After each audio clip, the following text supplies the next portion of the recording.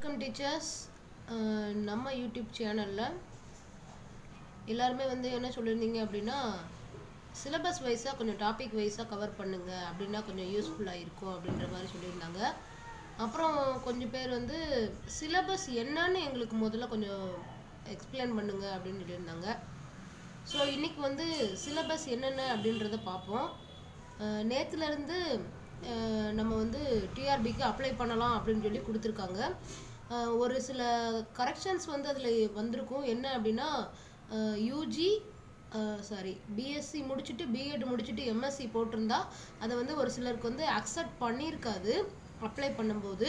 அதை டிஆர்பியில் கால் பண்ணி கேட்டபோது என்ன சொல்லியிருந்தாங்க அப்படின்னா, ஒரு 2 நாளில் அதை சரி பண்ணிடுறோம் அப்படின்னு சொல்லியிருந்தாங்க. ஸோ நீங்கள் வெயிட் பண்ணுங்கள். அதாவது பிஎட் முடிச்சக்கப்புறம் எம்எஸ்சி பண்ணவங்க ஒரு 2-3 டேஸ் வெயிட் பண்ணிவிட்டு அப்புறமா அப்ளை பண்ணுங்கள். என்னை கேட்டால் ஃபஸ்ட்டு எடுத்தோடனே அப்ளை பண்ணணும் அப்படின்றது அவசியம் இல்லை. அவன் ஏப்ரல் 10 வரைக்கும் டைம் கொடுத்துருக்காங்க. நம்ம ஒரு மார்ச் 30க்கு அப்புறமே நம்ம ட்ரை பண்ணலாம். அதுக்கப்புறம் 10 நாள் இருக்குது. நம்ம எவ்வளோ வேணாலும் அப்ளை பண்ணலாம். இப்போது டிஆர்பிலேருந்து வந்த சிலபஸ் என்ன அப்படின்னு சொல்லிட்டு ஃபஸ்ட்டு பார்ப்போம். அதுலேருந்து நீங்கள் என்ன டாபிக் இன்றைக்கி நைட் ஃபுல்லும் டைம் இன்றைக்கி என்ன டாபிக் நீங்கள் சொல்கிறீங்களோ அந்த டாப்பிக்லேருந்து நாளையிலேருந்து வீடியோ பார்க்கலாம். ஓகேவா? உங்கள் கையில். அதாவது நானுமே இனிமேல் அப்படி டாபிக் வைஸாக பார்க்கலாம் அப்படின்னு சொல்லிட்டு நினைக்கிறேன். ஸோ நாளையிலேருந்து எப்படி டாபிக் வைஸாக என்ன சாப்டர்லேருந்து போகலான்னு நீங்கள் சொல்லுங்கள். அதுலேருந்து பார்ப்போம். இதான் நம்ம கொஸ்டின் பேட்டர்ன். நம்மளோட மேஜர் சப்ஜெக்ட் கம்ப்யூட்டர் சப்ஜெக்டில் 130 மார்க், ஜிகே ஒரு 10 மார்க் அண்ட் சைக்காலஜி ஒரு 10 மார்க், டோட்டலி 150 மார்க். இதில் சிலபஸ் எப்படி கொடுத்துருக்கோம் அப்படின்னு பாருங்கள். ஃபஸ்ட்டு கம்ப்யூட்டர் சிஸ்டம் ஆர்கிடெக்சர், அதில் 10 மார்க்ஸ் கேட்டிருக்காங்க. அதில் 2 டிவைஸாக பிரித்து கம்ப்யூட்டர் சிஸ்டமும் அப்புறம் சிபியும் ஒரு பார்ட்டாக பிரிச்சுருக்காங்க. ஓகேவா? இதில் உள்ள சப் டிவைசஸ் எல்லாமே நம்ம பார்க்கணும். இதுலேருந்து 10 மார்க். திரும்ப ஆப்ரேட்டிங் சிஸ்டம், அதில் ஒரு 10 மார்க். அடுத்து டிஜிட்டல் எலக்ட்ரானிக்ஸ், இதில் ஒரு 10 மார்க்ஸ் கொடுத்துருக்காங்க. நெக்ஸ்ட்டு டேட்டா ஸ்ட்ரக்சர் ஒரு 15 மார்க்கு, ப்ரோக்ராமிங் இன் C++ 20 மார்க்கு. அதாவது மேக்ஸிமம் 130 மார்க்கில் 20 மார்க்கு அப்புறம் 15 மார்க்கு இப்படி வர்ற அந்த டாபிக்ஸை மட்டும் ஃபஸ்ட்டு நம்ம கவர் பண்ணிட்டா பெட்டராக இருக்குமோன்னு எனக்கு தோணுது. நீங்கள் எப்படின்னு பாருங்கள். டேட்டா ஸ்ட்ரக்சர் ஒரு 15 மார்க்கு, ப்ரோக்ராமிங் இன் C++ அதில் மொத்தம் 20 மார்க் கொடுத்துருக்காங்க.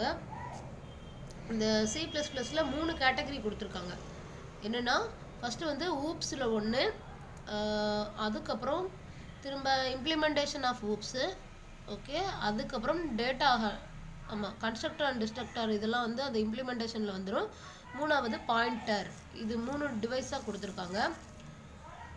அடுத்து RDBMS, relational database management system, இதில் ஒரு 10 மார்க்குக்கு.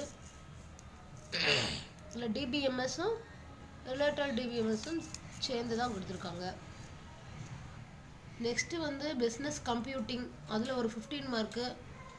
Business computing is nothing but like DBMS மாதிரி தான் இருக்கும். ஸோ அது ஒன்று. Next web development 10 mark. அப்புறம் வெப் ஸ்கிரிப்டிங், அதில் ஒரு 10 மார்க்கு. இதில் ஜாவா ஸ்கிரிப்ட் வரும். Okay, right. JavaScript, graphic டூல்லாம் கொடுத்துருக்காங்க. And then last unit communication and network concept, இதில் ஒரு 20 மார்க்ஸ் கொடுத்துருக்காங்க. இதோட நம்ம சிலபஸ் கவர் ஆயிடுச்சு, முடிஞ்சது. பட் நமக்கு இந்த 130 மார்க்ஸ் ஏன் கொடுத்துருக்காங்க? மித்த டிஆர்பிலாம் 110 தான், நமக்கு மட்டும்தான் 130. இந்த 130ன்றதே நமக்கு ரொம்ப கம்மி. ஏன்னா சிலபஸ் அவ்வளோ ஹை சிலபஸ். ஸோ இது நம்ம கவர் பண்ணுறது கொஞ்சம் கஷ்டம்தான். இருந்தாலும் நம்ம எல்லாத்தையும் கவர் பண்ணியே ஆகணும். ஓகே, இன்றைக்கி நைட்டு வரைக்கும் உங்களுக்கு டைம் உண்டு. என்ன படிக்கலாம் அப்படின்றத நீங்கள் முடிவெடுத்துட்டு எனக்கு கமெண்ட் பண்ணுங்கள். I am waiting for your comment. Thank you.